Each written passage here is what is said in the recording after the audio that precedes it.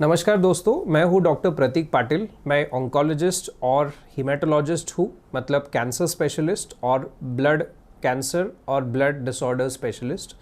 मैं पूना में प्रैक्टिस करता हूं और आज हम यहां पे बात करने वाले हैं अनीमिया के बारे में। अब ये क्यों इतना इम्पॉर्टेंट है, इसके बारे में हम आज बात करेंगे। एग्जैक्टली अनीमिया क्या होता है, हम इसके बारे में डिस्कस करेंगे और इसका इलाज, ट्रीटमेंट और इसका डायग्नोसिस किस तरह से बेहतर हम कर सकते हैं, ये हम जानने की कोशिश करेंगे।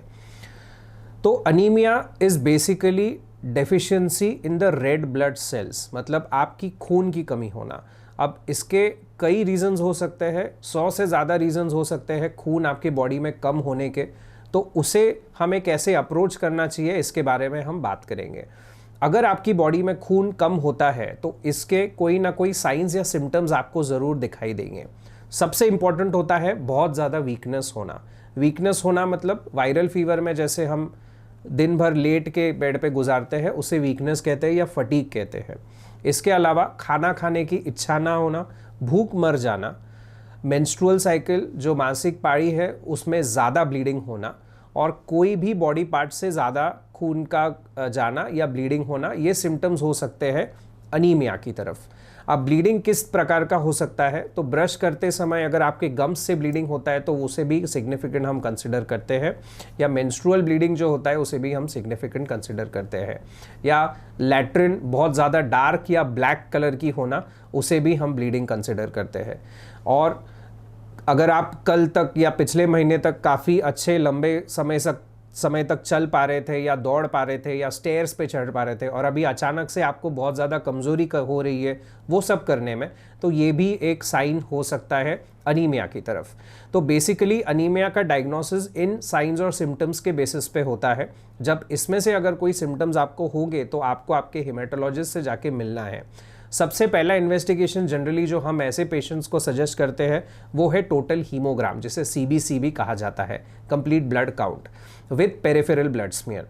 तो ये सिंपल सी ब्लड टेस्ट है, 2 मिनट का काम होता है इसे देना, पर इससे हमें एग्जैक्टली पता चलता है कि आपको अनीमिया है क्या और कौन से प्रकार का अनीमिया है। इसमें आयरन डेफिशिएंसी हो सकता है, vitamin B12 folic acid deficiency हो सकता है, पर्निशियस अनीमिया हो सकता है, या ये कोई और प्रकार का अनीमिया हो सकता है जो कि न्यूट्रिशनल डेफिशिएंसी नहीं बल्कि कोई बड़ा सा थैलेसीमिया है या सिकल सेल अनीमिया जिसको बोलते हैं, या तो ब्लड कैंसर है।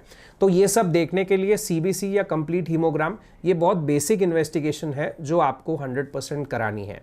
अब इसमें हो सकता है कि आपको इसकी फैमिली हिस्ट्री हो, पारिवारिक हिस्ट्री हो, आपके मम्मी पापा ग्रैंड पेरेंट्स को भी ये बीमारी हो अनीमिया की, तो आपको उस केस में ज़्यादा सतर्क रहना है।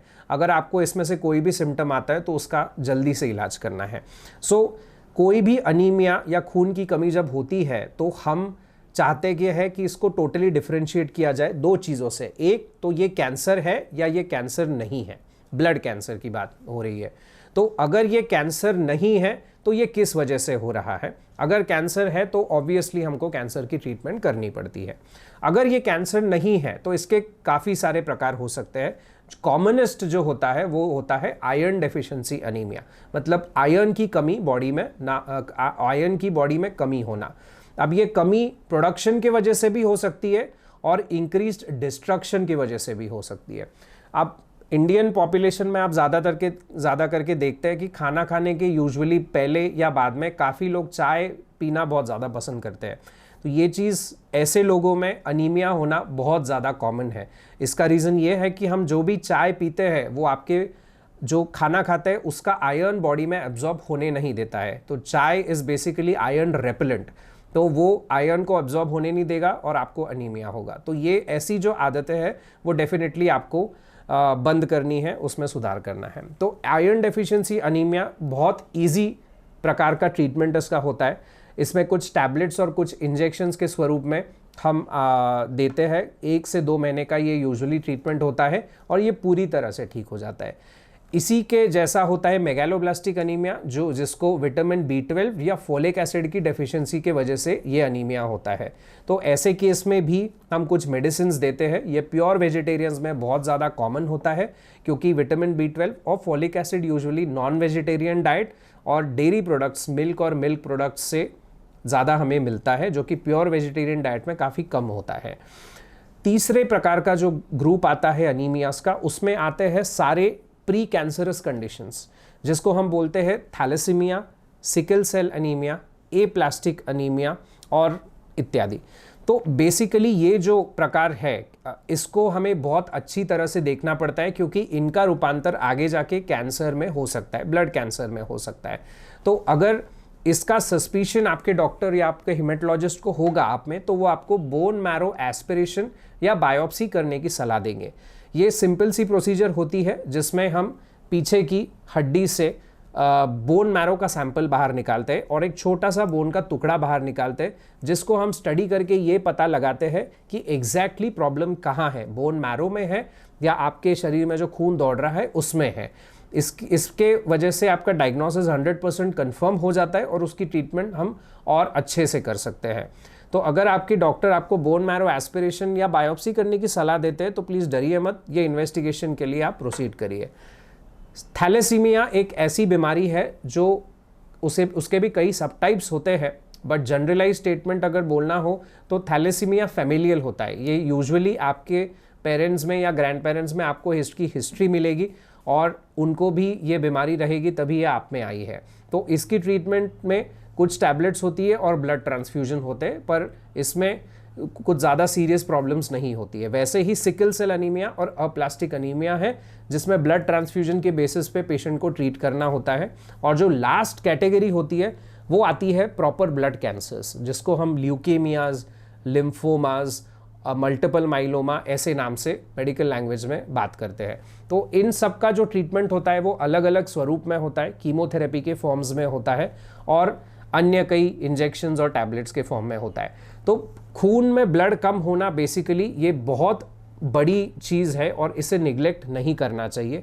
हम यूजुअली जो पेशेंट्स देखते हैं उनके ब्लड रिपोर्ट्स 7, 7.5, 8 हीमोग्लोबिन तक देखते हैं, जो कि बिल्कुल भी अच्छी बात नहीं है। नॉर्मल हीमोग्लोबिन इंडियन मेल के लिए 14 ग्राम से लेके 16 ग्राम्स तक होना चाहिए और इंडियन फीमेल्स के लिए 12 ग्राम से लेके 14 to 15 ग्राम्स तक होना चाहिए। अगर आपका हीमोग्लोबिन इस लेवल में नहीं है या आपके WBC काउंट्स या प्लेटलेट्स कम या ज़्यादा है तो आपको इमीडिएटली आपके हीमेटोलॉजिस्ट से संपर्क करना है। अनीमिया एक ऐसी कंडीशन है जिसको हम जल्द से जल्द अगर ट्रीट करते हैं तो ये पूरी तरह से क्योरेबल होता है, ट्रीटेबल होता है। पर हम इसको जितना लेट करते जाते हैं उतना ये आपके बॉडी के हर एक ऑर्गन को डैमेज करता है, क्योंकि ब्लड ऑब्वियसली पूरी बॉडी में होता है। तो ये आप हर एक ऑर्गन को परमानेंटली डैमेज कर सकता है, जिसके वजह से आगे जाके ट्रीटमेंट इम्पॉसिबल हो सकती है।